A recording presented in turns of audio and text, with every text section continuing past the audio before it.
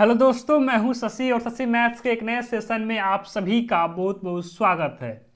तो दोस्तों, आज के इस सेशन में हम लोग करने वाले हैं बिहार पुलिस की सेट प्रैक्टिस। आज के इस सेशन में हम लोग करने वाले हैं बिहार पुलिस की सेट प्रैक्टिस। तो आइए एकदम ही आराम से, एकदम ही प्यार से और एकदम ही सहजता के साथ हम आज के सभी क्वेश्चन का सॉल्यूशन करेंगे। तो आइए बिना किसी देरी के ही हम आज का सेशन जो है यहीं पे आरंभ करते हैं। ठीक है, आज के सेशन का पहला क्वेश्चन आपके रहा सामने। ठीक है, ये रहा क्वेश्चन आपके सामने। सभी कोई क्वेश्चन को पहले एकदम ही आराम से, एकदम ही प्यार से और एकदम ही सहजता के साथ पहले पढ़िए कि क्वेश्चन में क्या बोला जा रहा है। देखिए यहाँ पर क्वेश्चन है, निम्नलिखित का मान ज्ञात कीजिए। यहाँ पर देखिए क्वेश्चन में दिया गया, ये है स्क्वायर रूट के अंदर है। ठीक है, ये स्क्वायर रूट के अंदर है ये सब। तो यहां पर चलिए कर लेते हैं इसका सॉल्यूशन। ये किसके बराबर हो जाएगा? देखिए ये किसके बराबर हो जाएगा? ये हो जाएगा स्क्वायर रूट अंडर 156 और यहां देखिए दशमलव के बाद कितना अंक है? दशमलव के बाद 2 अंक है, तो यहां पर 1 पर 2 जीरो लगा देंगे, प्लस है तो प्लस। फिर ये हो जाएगा स्क्वायर रूट के अंदर, ये हो जाएगा 81 बट्टा में। यहाँ देखिए दशमलव के बाद कितना अंक है? दशमलव के बाद अंक है 1 2 3 4, यानी कि 1 पर 4 जीरो। फिर यहाँ पर होगा प्लस, यहाँ पर क्या हो जाएगा? ये हो जाएगा 361 बट्टा में। यहाँ पर देखिए दशमलव के बाद कितना अंक है? 1 2 3 4, यानी कि 1 पर 4 गो जीरो। ठीक है, यहाँ पर 1 पर 4 गो जीरो और आप बन गए एकदम हीरो। अगर हम बात करें कि 1 5 6 2 5 15,625 का वर्गमूल कितना होगा, कैसे निकालेंगे जरा बताइए तो हमें। सबसे पहले हम करेंगे, यहाँ जो देखिए 25 है ना लास्ट में, 25 किसका वर्गमूल होगा? 25 का वर्गमूल क्या होगा? 25 का वर्गमूल हो जाएगा 5। ठीक है, यहाँ बचा 156। आप मुझे बता दो कि किसमें हम किससे गुना करें कि 156 आ जाए। तो अगर हम 156 को क्या करें? अगर हम 12 गुना 13 कर दें, अगर हम 12 गुना 13 कर दें तो 156 होता है। तो सुनिए, अगर हम बात करें 15,625 का वर्गमूल कितना होगा, तो बताइए कि मुझे 13 और 12 में छोटा कौन है? 13 और 12 में छोटा है 12। ठीक है, और ये जो 5 है यहाँ पर हम 5 लगा देंगे, यानी कि 15,625 का वर्गमूल हो जाएगा 125। 15,625 का वर्गमूल होगा 125। तो यानी कि यहाँ से क्या होगा अब?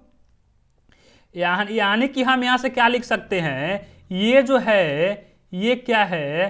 15,625 जो है, इसके जगह पर हम लिख सकते हैं कहीं, जब ये रूट से बाहर आएगा तो क्या होगा? 125 हो जाएगा, क्योंकि 125 का वर्ग होता है 15,625।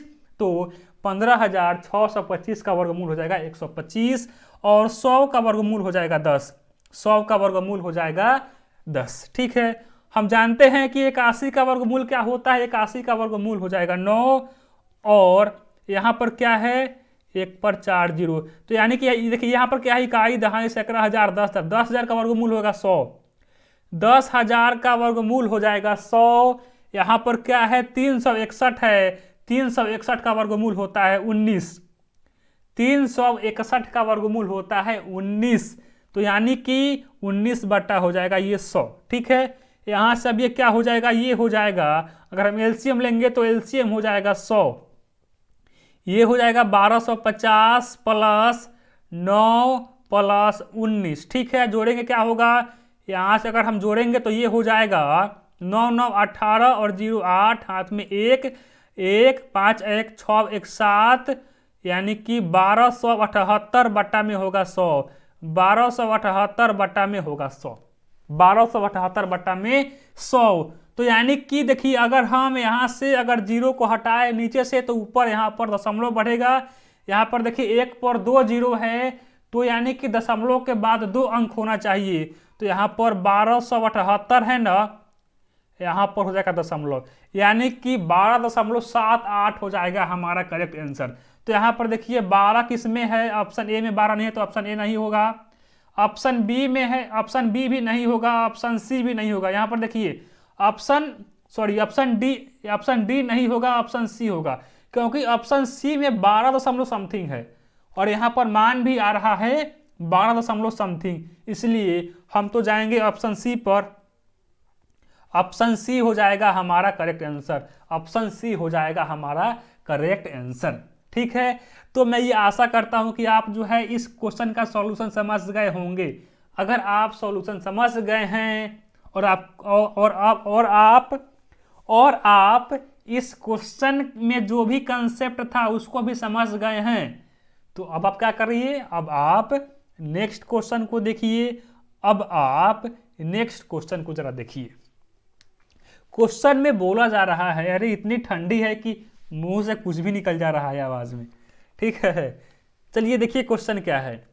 9 पूर्णांकों का औसत 11 आता है।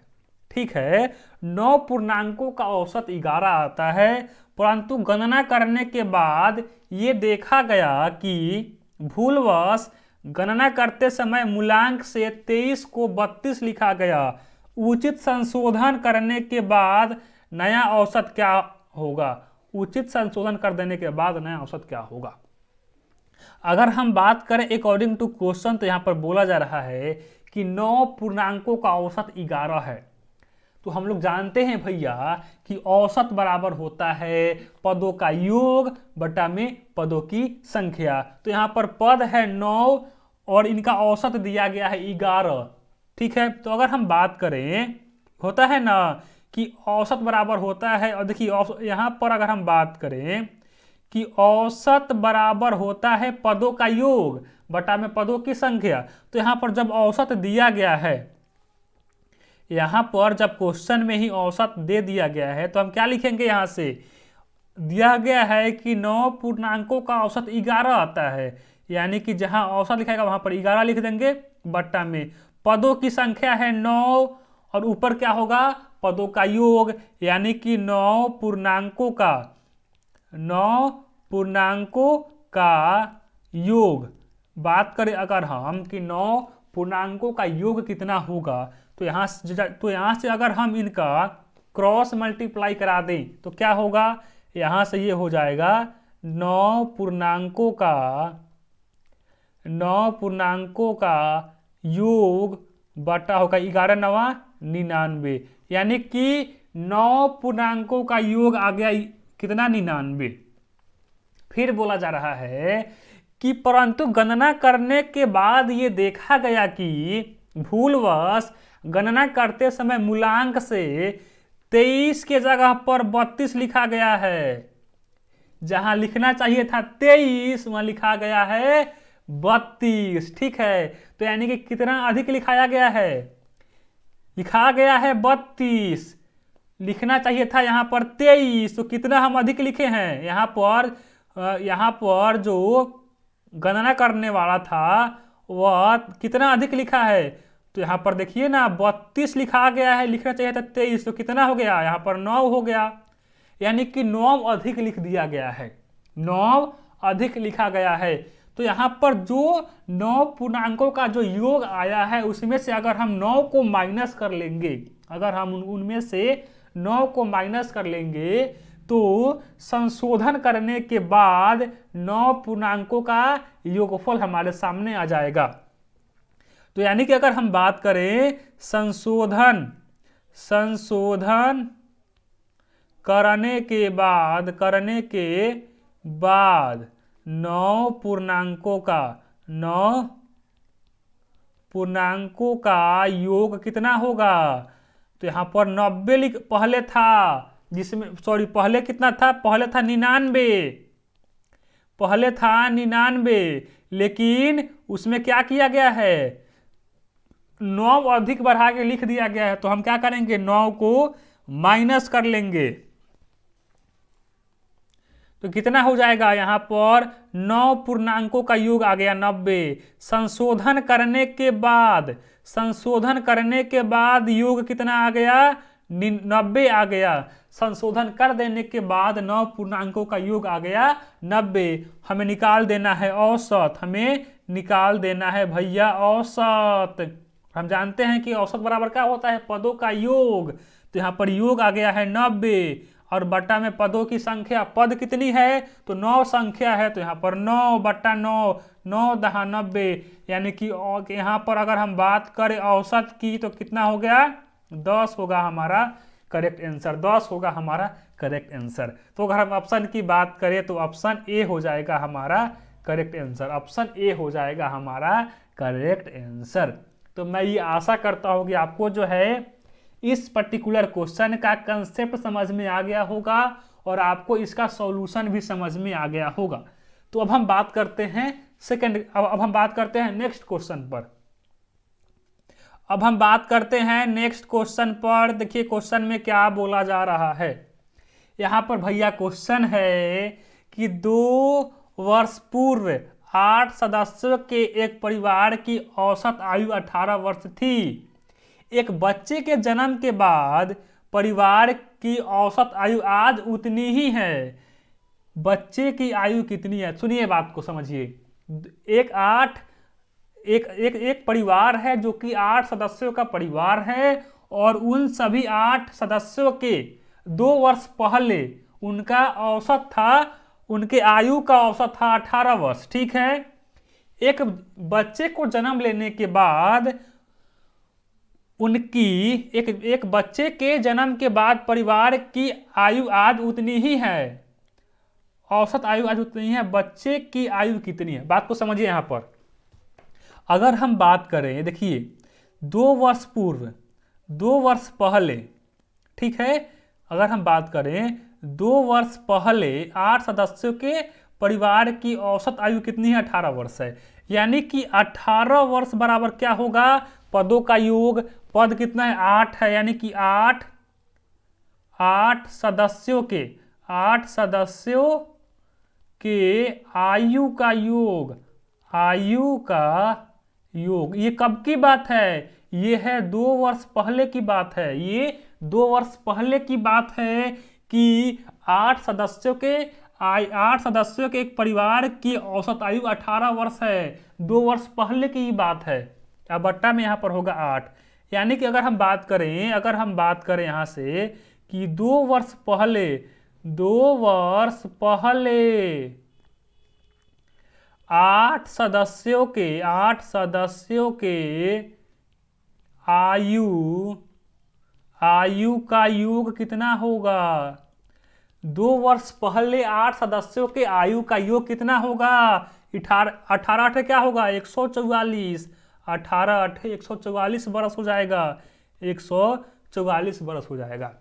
ठीक है। अगर हम बात करें वर्तमान की, यानी कि अभी की, 2 वर्ष बाद की, अगर हम बात करें कि वर्तमान में 8 सदस्यों की आयु का योग कितना होगा? तो देखिए 2 वर्ष पहले था 144। अब हम बात करते हैं 2 वर्ष बाद। सदस्य हैं 8 गुना 2 बराबर कितना होगा? 144 प्लस 16 कितना होगा? 6 4 10, 1 4 1 5 1 6, यानी कि 160 वर्ष आ गया। 160 वर्ष है। अभी वर्तमान में उन 8 सदस्यों के परिवार की औसत आयु कितना है? औसत आयु का योग है 160 वर्ष। ठीक है। फिर बोला जा रहा है कि उनके परिवार में एक बच्चे ने जन्म लिया है। तो हम ऐसे मान ले रहे हैं कि माना कि बच्चे का वर्तमान आयु कितना होगा? बच्चे का वर्तमान आयु हमारे लिए है कि 100 वर्ष हो रहा है। ठीक है। तो देखिए अब उनके परिवार में कुल अब 9 सदस्य हो गए। पहले से थे 8, और जब एक बच्चे ने जन्म लिया तो अगर हम बात करें परिवार की कुल सदस्यों की संख्या तो कितनी हो गई? कुल सदस्यों की संख्या हो गई 9। हमें निकाल देना है बच्चों की आयु। ठीक है, बच्चे की आयु। तो यहाँ पर देखिए एक बच्चे के जन्म लेने के बाद उनके परिवार की औसत आयु आज भी उतना ही है, यानी कि आज भी 18 वर्ष ही है। ठीक है। और यहाँ पर देखिए, चूंकि जब बच्चे ने जन्म लिया है तो उनके फैमिली मेंबर में एक आदमी और बढ़ा है। तो यहाँ पर देखिए, पहले है 8 सदस्यों के आयु का योग है 160 बरस, प्लस बच्चे का आयु है 1 बरस मान लिए हैं, और बटा कितना आदमी होगा, 8 + 1 9 आदमी होगा। ठीक है। ठीक है जी। तो यानी कि अगर हम बात करें यहां से कितना होगा, 18 नवा हो जाएगा 162। 162 बराबर 160 + x, यानी कि अगर हम बात करें x बराबर क्या होगा, तो होगा 162 - 160, इसलिए x का मान आ गया 2 वर्ष। यानी कि बच्चे की वर्तमान आयु कितनी है, बच्चे की वर्तमान आयु है भैया 2 वर्ष है। बच्चे की वर्तमान आयु है 2 वर्ष। ऑप्शन ए हो जाएगा हमारा करेक्ट आंसर। तो होपफुली मैं ये बोल सकता हूं कि आपको इस पर्टिकुलर क्वेश्चन का कंसेप्ट भी समझ में आ गया होगा और आपको इसका सॉल्यूशन भी समझ में आ गया होगा। ठीक है।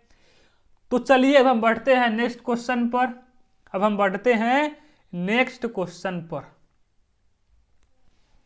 चलिए यहां पर देखिए, क्वेश्चन में है एक विक्रेता 225 रुपए की कलाई घड़ी खरीदता है और उसकी मरम्मत पर 15 रुपए खर्च करता है। यदि वह उसे 300 रुपए में बेचता है तो उसे कितनी प्रतिशत लाभ होगा। देखिए, अगर हम बात करें क्रय मूल्य की, ठीक है, अगर हम बात करें उस घड़ी की क्रय मूल्य की, तो देखिए खरीद रहा है 225 रुपए में और उस घड़ी की मरम्मत में खर्च कर दे रहा है 15 रुपए।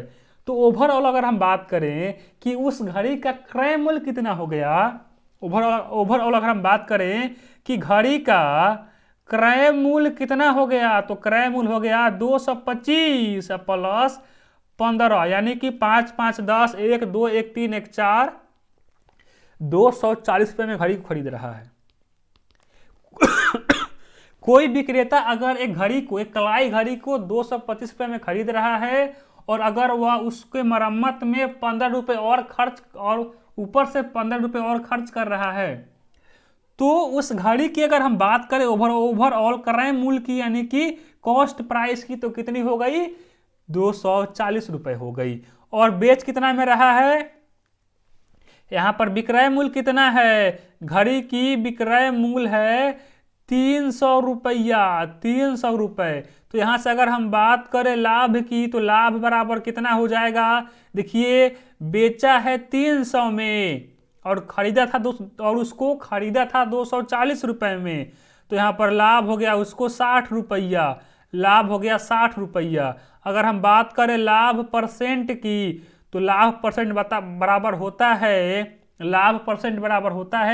लाभ बटा में क्रय मूल्य है 240 रुपए और गुना 100, 0 से 0 कट जाएगा, 6 चौका 40 और 25 चौका 100, यानी कि 25% का लाभ होगा। अगर कोई विक्रेता एक कलाई घड़ी को 225 रुपए में खरीदता है और उसके मरम्मत में ऊपर से 15 रुपए और खर्च करता है, और यदि उस घड़ी को वह 300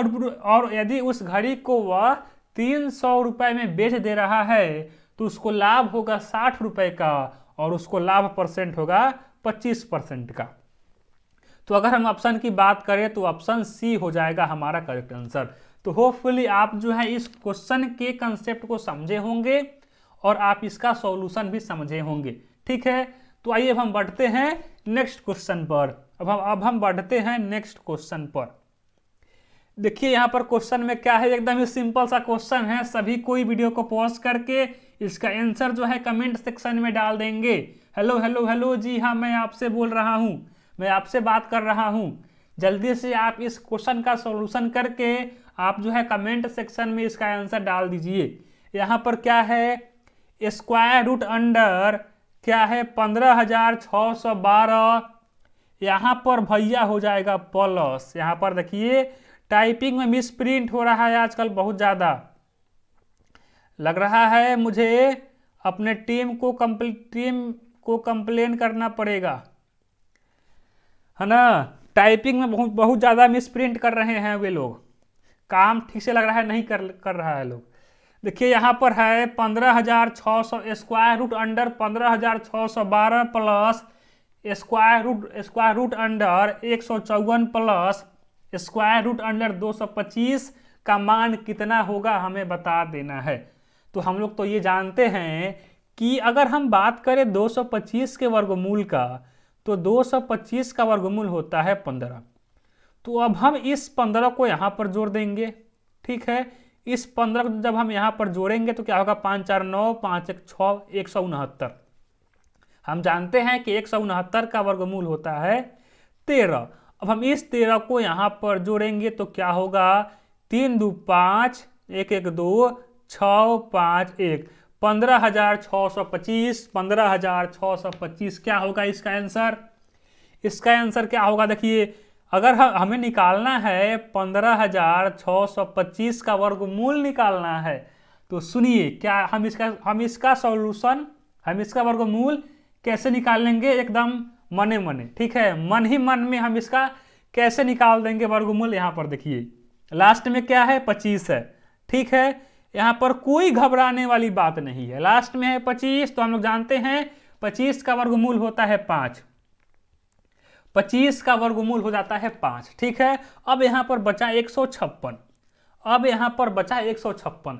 तो अब आप क्या करिए, 156 को आप इस तरह दो भागों में तोड़िए कि गुना कराने पर उन दोनों संख्याओं को आपस में गुना कराने पर 156 आ जाए और उनके बीच का अंतर 1 का हो।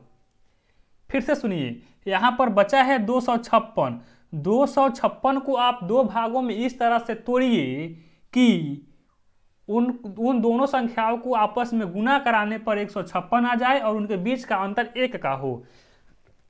तो अगर हम बात करें यहाँ पर 156, अगर हम करें 12 गुना 13 तो 12 गुना 13 होता है 156 और देखिए इनके बीच का अंतर 1 का है।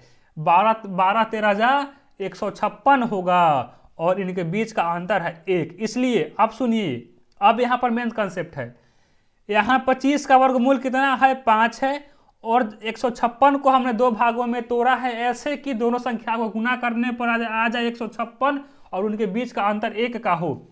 और इतना कुछ कर लेने के बाद यहाँ इन दोनों संख्याओं में जो छोटी संख्या होगी, इन दोनों संख्याओं में जो छोटी संख्या होगी उसी संख्या में हम 5 को लगा देंगे। यानी कि 13 से 12 छोटी है इसलिए हम 12 को लेंगे और यहाँ पर 5 लगा, इस 5 को हम यहाँ पर लगा देंगे। तो इसलिए 125 का वर्ग हो जाएगा 15,625 और 15,625 का वर्गमूल हो जाएगा कितना, 125 हो जाएगा। तो अगर हम ऑप्शन की बात करें तो ऑप्शन डी हो जाएगा हमारा करेक्ट आंसर, ऑप्शन डी हो जाएगा हमारा करेक्ट आंसर। चलिए जी, आप कंसेप्ट को समझ गए। अच्छा, अब हम बढ़ते हैं नेक्स्ट क्वेश्चन पर। देखिए क्वेश्चन में क्या है, यदि a अनुपात b बराबर 2 अनुपात 3, b अनुपात c बराबर 4 अनुपात 5 तथा c अनुपात d बराबर 6 अनुपात 7 तो हमें a अनुपात d का मान बता देना है। देखिए यहाँ पर क्वेश्चन में है, कितने लोग इस क्वेश्चन का सॉल्यूशन कर रहे हैं, हाथ उठाइए, कितने लोग इस क्वेश्चन का सॉल्यूशन कर रहे हैं, जरा बताइएगा जल्दी से एकदम।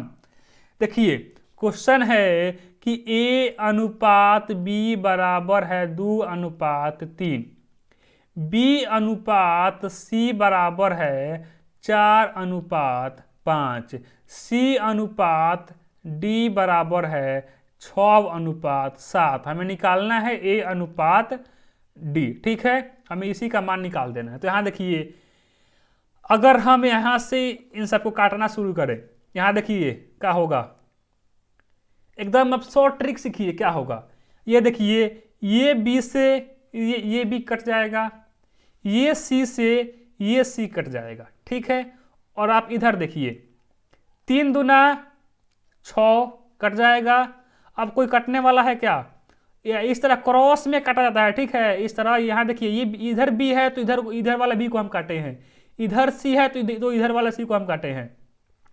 यानी कि हम करें क्रॉस में काटेंगे 3 दूना 6, ठीक है। यहाँ पर बच्चा A अनुपात D बराबर क्या हो जाएगा, इधर गुना करा दीजिए, 4 चौका 16 अनुपात ये कितना हो जाएगा, 7 5 35, यानी कि 16 अनुपात 35 हो जाएगा हमारा करेक्ट आंसर। A अनुपात B का कितना मान आ गया, 16 अनुपात 35, 16 अनुपात 35। तो अगर हम ऑप्शन की बात करें तो ऑप्शन बी हो जाएगा हमारा करेक्ट आंसर। मैं ये आशा करता हूं कि आपको जो है सॉल्यूशन समझ में आ गया है। क्या आपको सॉल्यूशन समझ में आ गया? जल्दी से आप यस और नो कमेंट करिए, ठीक है। चलिए जी, अब हम बढ़ते हैं नेक्स्ट क्वेश्चन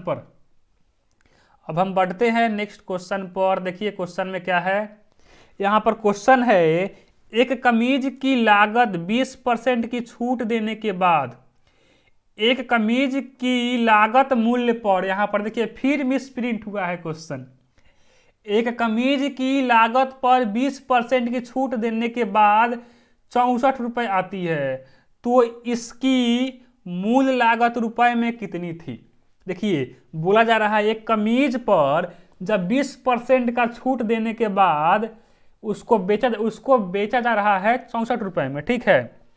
एक कमीज पर 20% का छूट देने के बाद उस कमीज को बेचा जा रहा है 64 रुपये में, ठीक है। तो इसकी मूल लागत कितनी है, हमें MRP बता देना है, क्योंकि कोई भी दुकानदार आपको छूट देगा तो वह छूट आपको MRP यानी कि अंकित मूल्य पर ही देगा। जब भी आप कोई सामान खरीदिएगा तो कोई भी दुकान आपको छूट देगा तो किस पर देगा, MRP यानी कि अंकित मूल्य पर ही देगा। तो यानी कि देखिए 20% का छूट दिया जा रहा है, ठीक है। मान लेते हैं कि MRP उसका है 100 रुपये और कोई भी चीज़ अपने आप में होता है 100%। हम यहाँ से मान लिए कि उस कमीज की मूल लागत है 100 रुपये, यानी कि MRP है 100 रुपये और कोई भी चीज़ अपने आप में होता है 100%, यानी कि देखिए उसकी कुल लागत है 100%, ठीक है। इसमें से 20% की छूट दिया जा रहा है, तो यानी कि -20%, इसको 20% छूट देने के बाद उस सामान को बेचा जा रहा है 64 रुपये में। कितना में, 64 रुपये में। तो यानी कि एक तरह से ये क्या हो गई, ये हो गई 80% बराबर हो गया 64 रुपये, ठीक है। अगर हम यहाँ से बात करें 1% की तो 1% बराबर हो जाएगा 64 बट्टा में 80, 64 बट्टा में 80, ठीक है। ये आ गया 1% का मूल्य। हमें निकाल देना है 100% का मूल्य कितना होगा। तो यहाँ पर अगर हम बात करें, अगर 100% बराबर क्या होगा, तो देखिए 1% का मूल्य है 64 बट्टा 80, तो 100% बराबर क्या हो जाएगा, 64 बट्टा 80 गुना में 100, ठीक है। 0 से 0 कट जाएगा, 8 28 64 10 8 80, यानी कि उस कमीज की लागत मूल्य कितनी है, उस कमीज की लागत मूल्य है 100 रुपये और x का मान आ गया यहाँ से 80 रुपये हो जाएगा हमारा करेक्ट आंसर।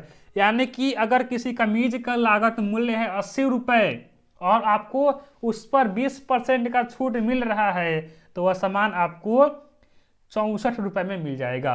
तो यानी कि अगर हम बात करें ऑप्शन की तो ऑप्शन बी हो जाएगा हमारा करेक्ट आंसर, ऑप्शन बी हो जाएगा हमारा करेक्ट आंसर, ठीक है। तो चलिए मैं ये आशा करता हूं कि आपको कॉन्सेप्ट समझ में आ गया होगा। अब हम बढ़ते हैं नेक्स्ट क्वेश्चन पर।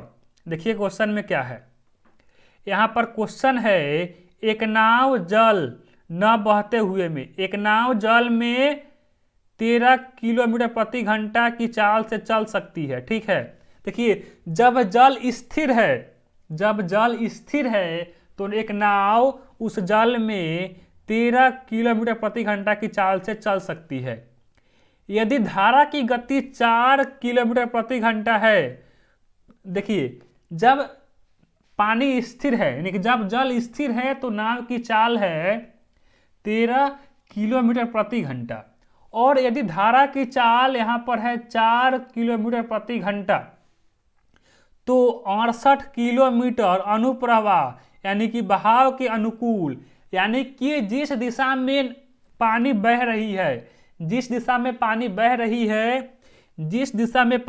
रही है उसी दिशा में नाव को भी जाना है। कितना जाना है? 68 किलोमीटर जाना है। तो कितना समय लगेगा? तो देखिए, केवल नाव की चाल है 13 किलोमीटर प्रति घंटा।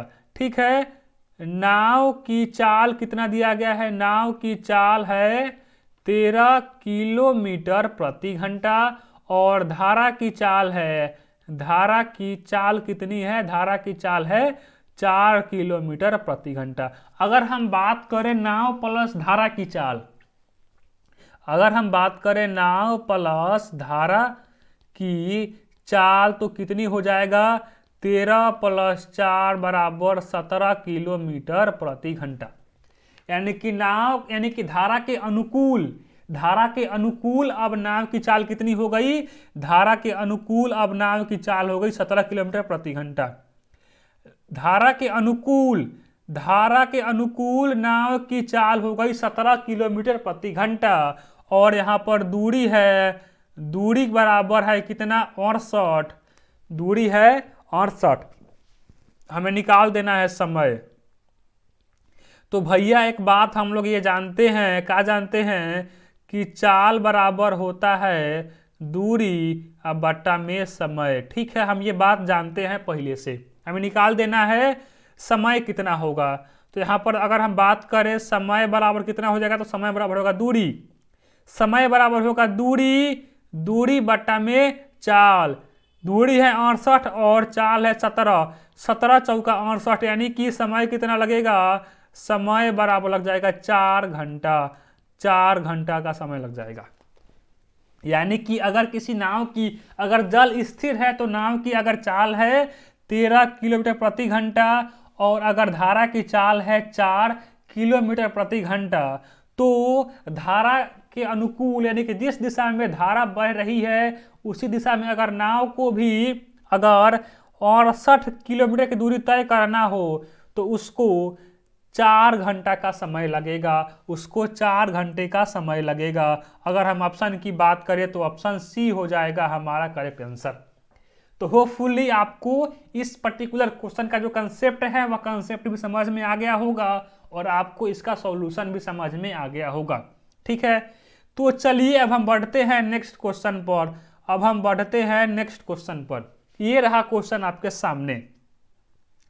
यदि यदि यदि 9 आदमी एक काम को 16 दिनों में पूरा कर सकते हैं तो कितने आदमी उसको 24 दिनों में पूरा करेंगे? क्वेश्चन है कि 9 आदमी एक काम को 16 दिनों में कर दे रहे हैं, तो कितने आदमी उसको 24 दिनों में करेंगे? तो मेरा आप एक मेथड को सीख लीजिए। जब भी आपको इस टाइप का क्वेश्चन अगर सामने आए, इस टाइप का क्वेश्चन अगर जब भी आपके सामने आए तो आप मेरा एक, तो आप यहाँ पर एक मेरा फार्मूला सीखिए, MDH मसाला। MDH मसाला आप फार्मूला लगाइए और आपका आंसर आपके सामने होगा। कहने का मतलब ये कि M1 × D1 × H1 बट्टा में W1 बराबर M2 × D2 × H2 बट्टा में W2। ठीक है, क्वेश्चन में है कि देखिए यहाँ पर है M फॉर मैन यानी कि आदमी, D for day, H for hour यानी कि घंटा, W फॉर वर्क। ठीक है, यहाँ पर देखिए क्या होगा। यहाँ पर बोला जा रहा है, यहाँ पर क्या बोला जा रहा है भैया कि पहले को सॉरी, पहले यहाँ पर क्वेश्चन में बोला जा रहा है अकॉर्डिंग टू क्वेश्चन।